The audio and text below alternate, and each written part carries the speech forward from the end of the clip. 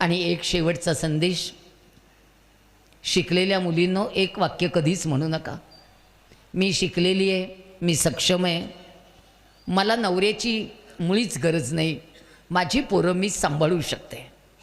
नवरा वाईट असेल, नालायक असेल तर हे वाक्य 100 वेळा म्हणा, पण जिथे माणसं चांगली आहेत तिथे तुमचे अहंकार आडवे आणू नका.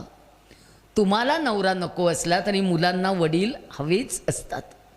वडील हा एक हळवा कोपरा आहे, मुलांना तो हवा असतो.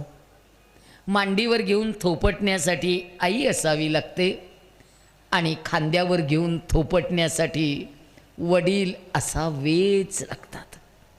ते वडील फार महत्त्वाचे असतात बायकांनो. माझा 42 वर्षाचा मुलगा आज त्याचे बाबा नाहीत, खूप रडतो. आज 3 वर्ष झाली यांना जाऊन, त्याच्या डोळ्यातलं पाणी काही थांबत नाही. मी त्याला परवा म्हटलं, आशुतोष किती रडशील, 3 वर्ष झाली आता. तो म्हणाला, आई मी लहान असताना बाबा गेले असते तर फार बरं झालं असतं, मला त्यांच्या आठवणींचा त्रास झाला नसता. माझ्या मिस्टरांना एक फार चांगली सवय होती पुरुषांनो, मुलांनी नमस्कार केला की ते त्याला मिठी मारायचे. मी यांना एकदा विचारलं, तुम्ही आशुतोषने नमस्कार केल्यावर मिठी का मारता?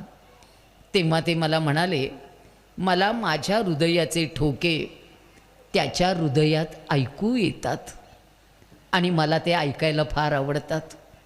मी तो विषय सोडून दिला, हसण्यावरही नेला. शेवटचे 7 महिने ते ऑक्सिजनवर होते.